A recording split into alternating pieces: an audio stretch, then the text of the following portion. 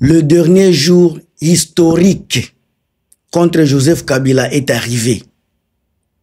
Dernier jour de procès historique contre Joseph Kabila est arrivé aujourd'hui, mes chers amis. L'ancien président est figure incontournable de la politique congolaise.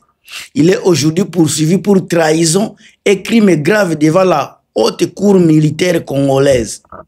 Mais derrière ces procès se cachent les enjeux bien plus profonds que vous ne sachiez.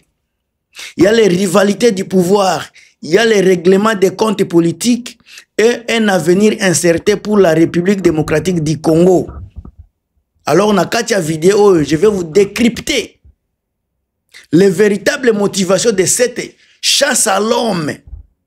Je vais vous donner les zones d'ombre que le peuple congolais ignore encore. Et surtout, les conséquences possibles de ces verdicts sur l'avenir du pays Congo. Alors, on a besoin de bande konangai, ba partage, ba commentaire, ba like. Encore une fois, na pesi bino tout bambote. Bino tout, ba diaspora nyoso. Oza la diaspora Tanzanie, il y a Algérie, il y a Brésil, il y a Kin, il y a Canada, pardon, il y a États-Unis, Europe Mobimba, il y a Chine, il y a Russie, Japon. Je vous embrasse avec amour patriotique.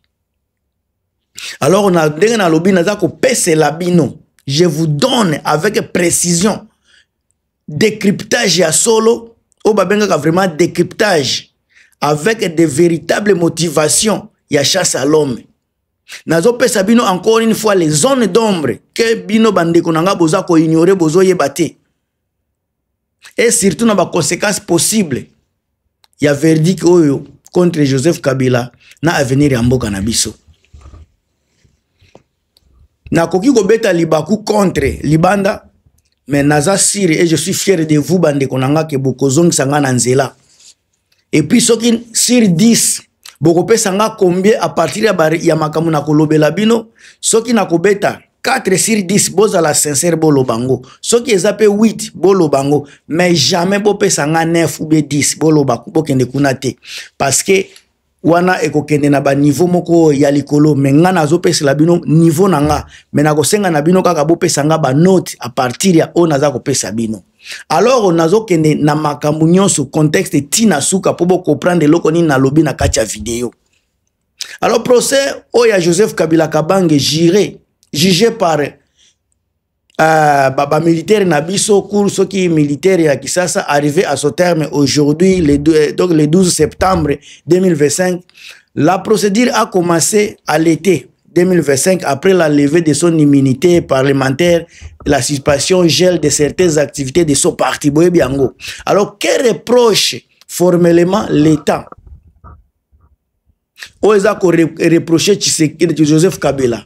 Exposé pour le public. Alors, les accusations portées par le ministère public sont lourdes. Les accusations portées par le ministère public sont lourdes. Boyoka balanga Joana. Bazolobe la trahison, organisation d'une insurrection, crime de guerre et crime contre l'humanité. Entre parenthèses, bazolobe crime contre l'humanité, bazolobe la homicide, torture, viol, déportation, etc., etc. Alors, essentiellement, au titre d'un soutien supposé l'alliance politico-militaire liée au M23, AFC, qui a repris une partie de l'Est du pays, le parquet militaire a même requis la peine de mort dans son réquisitoire. Alors, on a une analyse juridique et sikoyo. Les points clés à retenir, il faut retenir. Les points clés, selon Balobaki déjà kala, pour retenir, il 4 éléments. Élément liboso ezalaki levé ya immunité ou base base procurable ezalaki levée d'immunité, la levée de l'immunité dont Kabila bénéficiait en tant qu'ex-président sénateur à vie a été votée par le Sénat, ouvrant la voie à des poursuites pénales. Sans cette décision parlementaire, les procédures n'auraient pas dû aller de l'avant.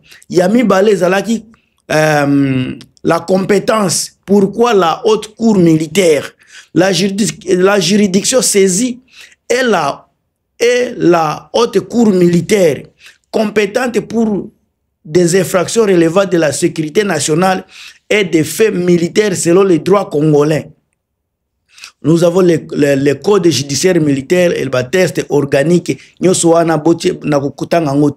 So, le choix d'une juridiction militaire pour juger un ancien chef de l'État civil est juridiquement possible, mais contesté politiquement et techniquement. Alors, ce les ganettes, alors, le procès par contumace, les enjeux de l'égalité et de défense, yango ezali wana pe. Ba procès de l'absence de l'accusé soulève inévitablement des questions de droit de la défense. Les garanties minimales et perception d'équité seront scrutées, y compris par la société civile et des observateurs internationaux. Wana kutu radio okapi mutuba komi eloko wana. Alors, quatrième élément, est à charge de la preuve. Ba élément factuel, ba lobby notiko lobela bino déjà kuna ya makamboana. Alors, des points, ezana ba pro kabilo makambaza koloba, bango bazo loba nini? Bango ba lobby boy. Les partisans et les responsables de PPRD présentent ces procès comme persécution politique destinée à neutraliser un rival puissant. Ils dénoncent la suspension du parti, la saisie d'avoir et d'interdiction de couverture médiatique comme des mesures destinées à étouffer l'opposition.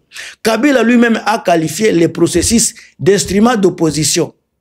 Les accusations politiques sont largement relayées par des réseaux et certaines analyses qui voient dans l'affaire un affrontement entre les clans présidentiels. Par ailleurs, la restriction imposée aux médias sur la couverture des activités de Kabila et PPRD a suscité des critiques d'organisations de presse et des ONG. Alors, les choses moins visibles aussi Kabino Bozo Monate. Les choses visibles. Tout ça, la rivalité intra-élite.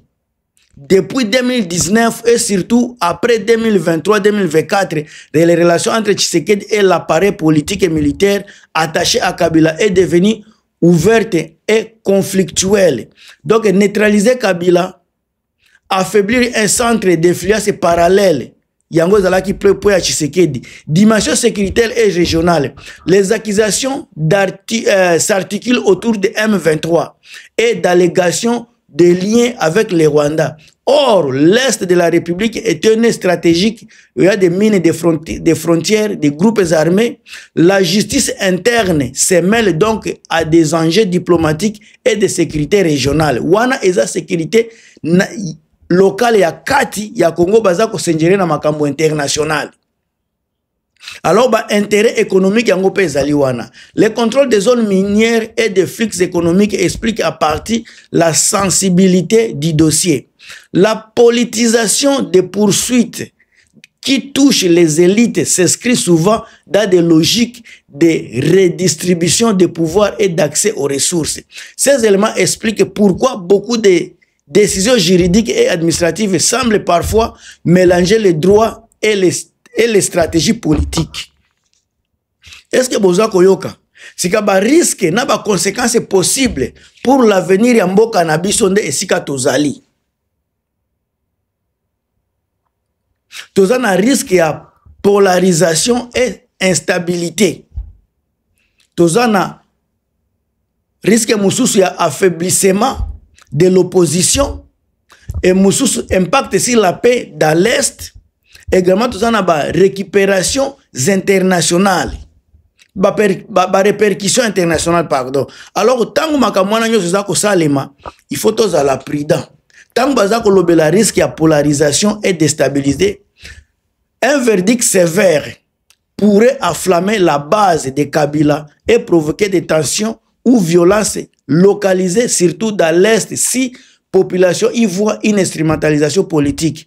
Mais l'application effective d'une peine dépendra aussi de la capacité des autorités à capturer l'accusé et la réaction internationale.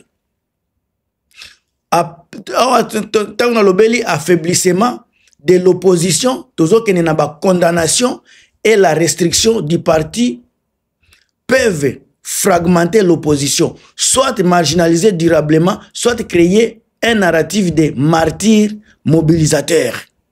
Ce qui a un impact et à peine à Katia Mboka Nabiso, surtout dans l'Est, si Kabila est perçu comme légitimement lié au Balique, cela compliquera toute médiation. À l'inverse, s'il est vu comme persécuté, cela peut renforcer les liens des fronts politiques pro-Kabila. Alors il y a la répercussions internationales. Pays donataires, organisateurs des droits humains et médias surveillent les restrictions de la liberté d'expression et les procédures contestées peuvent entraîner les condamnations diplomatiques et affecter l'image internationale du pays. Wana Tshisekedi azakuna te azoyeba makambo yote. Azoyeba makambo yote. Alors on a une double dimension qui est claire. D'un côté, il y a les fondements juridiques au bazakoloba lever d'immunité les accusations précises de trahison, de crimes de guerre qui permettent aux poursuites d'exister. Et de l'autre côté, une réalité qui est politique, la rivalité, le contrôle des institutions et enjeux sécuritaires régionaux, qui rend les dossiers hautement instrumentalisables. Le verdict qu'il soit condamnation ou acquittement ne sera pas seulement un événement judiciaire. Il aura un retentissement politique fort et durable sur l'équilibre interne et sur la gestion du conflit à l'Est. Est-ce que Bozako Yoka? To Bozako Yoka, ça l'assemble. C'est le peu d'analyse que j'avais sur les dossiers de Joseph Kabila. Il y a un procès na lelo. Bandeko Bozana eloko makambo bela koloba. Mingi. Bobi misango na kacha commentaire. Bopé sanga pe ba j'aime. Et puis on se revoit dans 4 émissions Moussous. Toujours Moutounabino Gilmas.